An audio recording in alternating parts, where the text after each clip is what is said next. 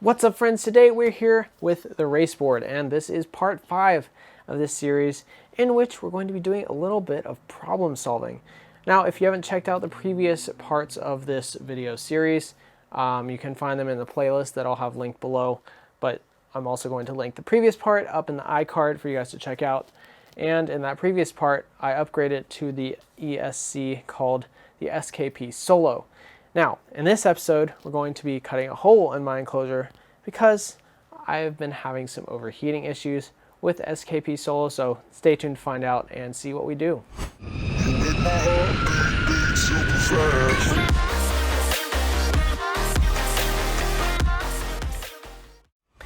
Alright, so if you're new to this build series and this is your first video that you're watching, we've got my raceboard here, which has competed at Esk8 and I have been practicing with since I finished it in I think February this year.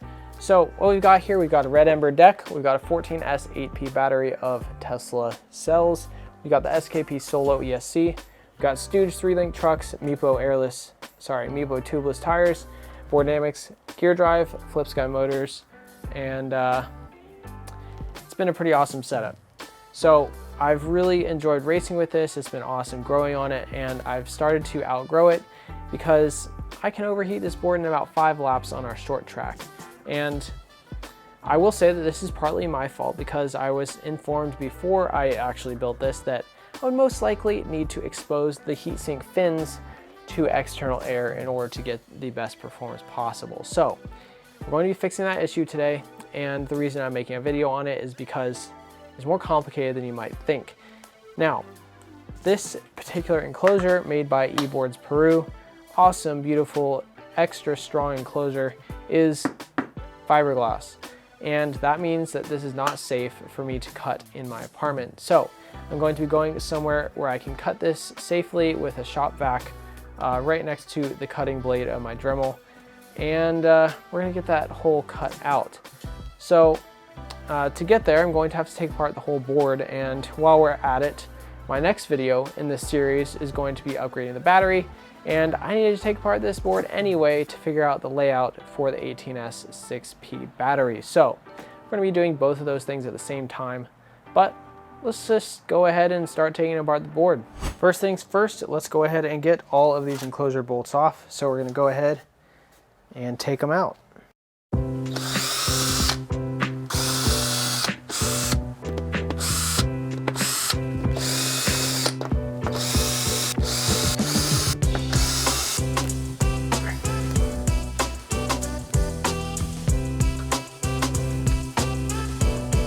All right, we've got all the screws off, and now we get to do the fun part where we lift the board off the enclosure a little bit so I can get to the electronics inside.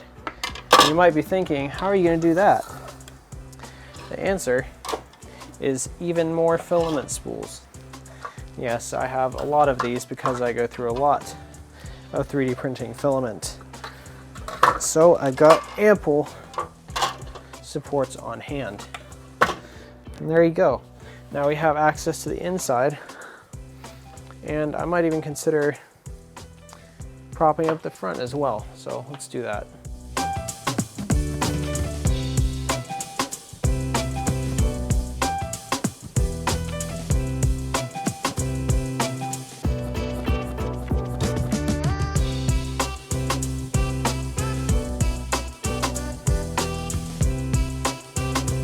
And there we go. We got our free ESC, this big chonker. And we got to cut out an enclosure hole for this shape. So we're going to start on how I'm going to go about that. Well, now I've got the board off, and we can start taking a look at what we need to do in the enclosure. All right, so in here, all we've got right now is a small piece of foam, which actually goes under this piece of the battery too. And somehow some little pebbles have made it in here. It always surprises me how this stuff manages to make it inside of the enclosure. Just a little bit of dust in there, so weird. It must have gotten in through this little tiny crack in the back. Crazy. So we got this area to work with. I think there will be just enough space to put the heatsink through. Hopefully it doesn't have to be at an angle or anything weird. I'm gonna pull out my battery groups and lay them in here, and hopefully we will be able to fit it in there without any issue. It seems like it's gonna be kind of tight back here though. Let's see. It always stresses me out taking out batteries like that. But now we have full access to all of the compartments, and we can lay out how I think the new battery is going to be. So I've taken the liberty of pre-gluing all of these 3P groups, which are going to become 6P groups, because I wasn't sure if I wanted to stagger this pack or not. So we're gonna find that out now once we start laying them out to see how many we can fit. Because if it's better to stagger it, then I'll do that. It doesn't really matter in terms of pack building, but it may matter in terms of fitting it.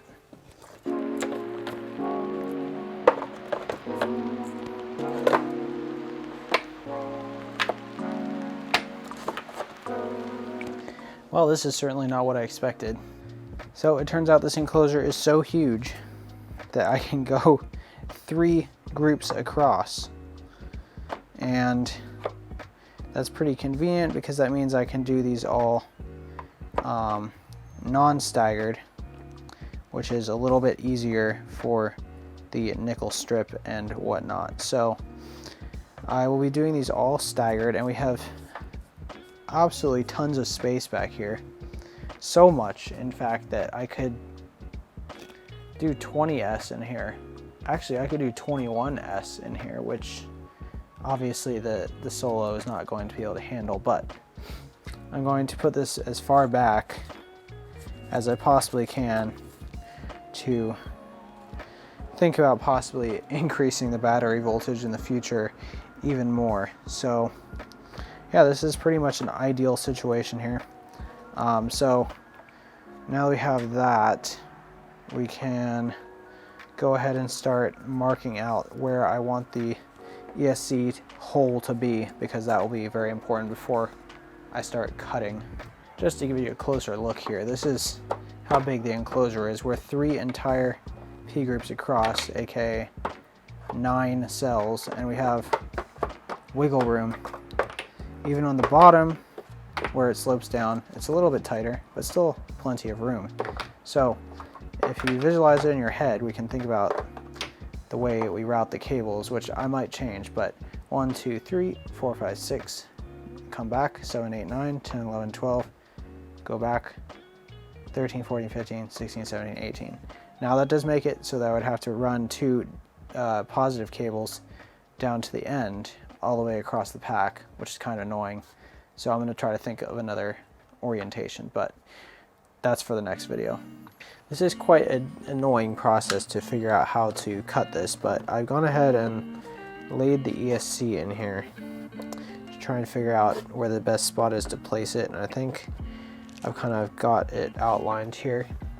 You can see it goes up on the ridge back here a little bit, which I'm a little bit concerned about, so I'm going to probably try and move it towards the front of the board a little bit, but I don't want to cut off the opportunity for battery expansion over here too much. So I think somewhere about there is going to be good. Now I just need to get it completely centered, and I'm going to go ahead and mark out the holes. There's 2 screws here that hang over the edge, and those ones I can use to mark the hole locations, and I'll probably drill those through the enclosure after I check on the other side to make sure that they're centered. Since I'm designing an enclosure for this ESC, or to be compatible with it, I already have this jig here, and it will allow me to easily center the holes, because I only have to measure from the outside to here, and then I can just pop those out there. And I don't want to go over the edge here, so I'm just going to push it so that the screw holes line up about, I don't know, maybe 2 millimeters past there. I believe this uses M3s. Yeah, that's M4, that doesn't fit. So we'll need to use M3s for that, and maybe I'll offset them from the edge about 2 millimeters to make sure that we don't have anything weird going on. So I'm gonna go ahead and tape this on here, and we're gonna poke little markers for those holes, and then we'll probably drill them through and make sure it lines up all right. All right, so these look like they're pretty close to the same distance from the edge. And measure to the edge on this one, it's about 7 millimeters to the ridge. This one is about 6.5. So maybe we'll move this one just a tad. That looks pretty good. This edge is not absolutely perfect because, you know, it's a fiberglass mold and they're not going to lay up exactly the same every time. So I'm pretty happy with that placement, I think. Now let's measure from the edge. On the left edge, we're at 55 millimeters. On the right edge, we're at 56. Is that right? Oh, I got that pretty close on guessing. It's hard because this edge is a little bit sharper than the outside, or the other one. So we're just gonna have to eyeball it a little bit, but I think that's pretty good. I guess what I'd like to do is use the pencil and mark out the other holes that are on here and make sure that they're going to also line up. So let's do these two. And then I'm just gonna pencil the corners here for reference. There we go. You can kind of see the outline. Corner, corner, corner, corner, screw, screw, screw, screw. That's what we're going to have to cut out. And now I'm going to measure the edge of this outline to the edge. We're at about 35-ish to the beginning of the edge. And it's about the same there. So that's probably as centered as I'm going to get it. Yeah, I think that's pretty good. So I think what I'm going to do now is drill these two holes through, and then we'll test mount the ESC up to those and make sure that it's going to be seated in the right spot. I think it will, because I think I nailed that, but let's see.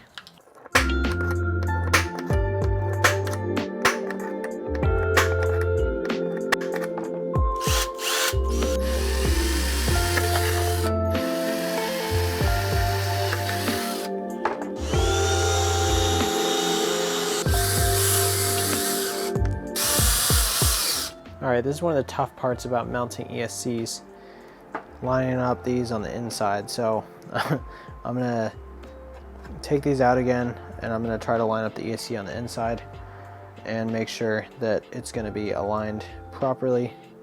I think it will. All right, this is gonna be pretty hard to film, but I'm going to try to manually thread in the bolts and make sure they line up on the inside. I already checked the holes themselves and they look like they line up pretty well, so that's good. Now we just gotta make sure we don't cross thread anything. Oh, there we go, beautiful. Is that, oh wait, no, I thought it threaded in, but I didn't yet. Oopsie. Like I said, this is the tough part. Excellent. Placement is good. I did end up eating a little bit of my battery space, but I fully avoided the ridge back there, so that's gonna be okay. And if I want to add 2 more S groups, I should be able to put them in this direction in front of these 2 P groups at the end here. So looks good to me.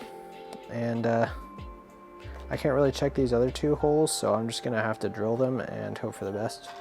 But what I can do is mount the guide onto those 2 holes and drill through the guide.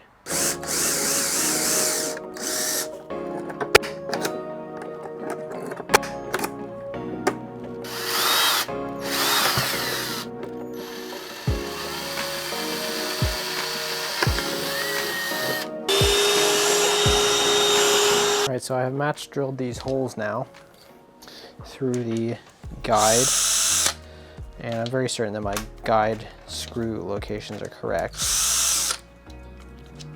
So now we're going to go ahead and take these, put them back into the rear ones, and now we're going to put some into the front ones, and we're going to try to screw the whole ESC down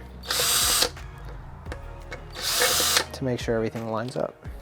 Well, it seems like I've done an excellent job because I set the ESC down straight onto those 4 screws, and it seems to have gone right into place. So I'm going to back these all up, and then we'll try to thread them straight into the ESC. All right, so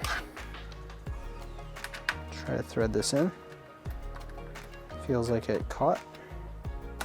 Thread this one in. I think that is caught as well.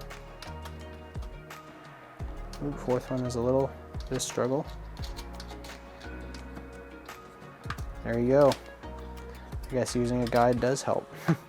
Alright, so I was able to confirm that the ESC fits properly and screws into all 4 standoffs. So now we have this guide here, and I think what I'm going to do is I'll do a little bit of CAD work real quick and just make this a nice square, and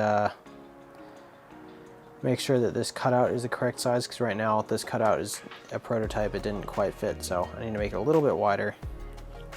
And then what we'll do is we will print that out, screw it on here, and I'll be able to trace that hole that needs to be cut, and that'll make it a lot easier for me to know which lines to Dremel on. So I will come back when I've got the new thing screwed on there and we're ready to cut. All right, so I know I said I was going to come back when I was ready to cut, but circumstances changed and I had to end up just doing this. So essentially all I did was I used a Dremel reinforced cutting blade. I left the outer frame screwed in and I just cut along the inner edge, and I got a pretty nice clean cut. I did end up having to clean up some of the corners with a diamond file, and I was able to do this all with a shop vac right next to the cutting blade, because man, this produced a lot of dust. But we got the hole cut out now, so we can go ahead and mount up the ESC in here, and that will be pretty much the end. I'm gonna get some black silicone, and I'm gonna run a bead around the edge before I put the screws in, and then we'll screw it on the ESC, and that'll be it.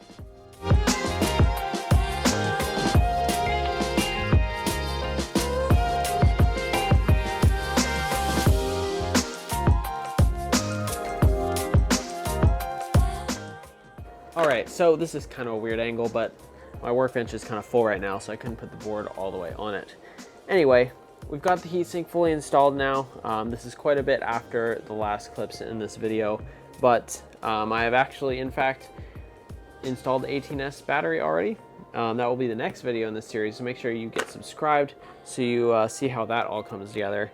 And I've got the heatsink exposed here. I've done a racing session on this exposed heatsink, and the performance is much, much better. Now, I can't compare directly because I'm on 18S now instead of 14S, but I was only able to get this up to like 68C, and it dropped off pretty quickly from there. And when we talk about that, we're not even really worried until we get up to like 80C, and then you're thinking that you need to take a break and your ESC starts thermal throttling. So anyway, the performance is awesome.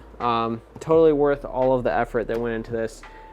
This seemed like a simple video initially, but really there's a lot of steps that go into making this work out and look as nice as it does on my board. So hopefully you guys found this useful, and maybe it'll help you when you're installing a heatsink on your build. If you're interested in the files for this, which is the lid for one of my enclosures, I will make a cut down version of this, and if anyone asks for it in the comments, I'll put a link up. But this is just I mentioned this in a clip before, but the original test one that I made wasn't the right size, so I fixed it, and this is what I used to cut out the hole. Now, I think that's all that I needed to cover here, really, but thank you so much for watching, and make sure to get subscribed for the next video in the series, and hit that like button if you like this video. It really helps me understand which videos are more desirable on this channel. So, thanks for watching, stay safe, keep on riding, and peace out.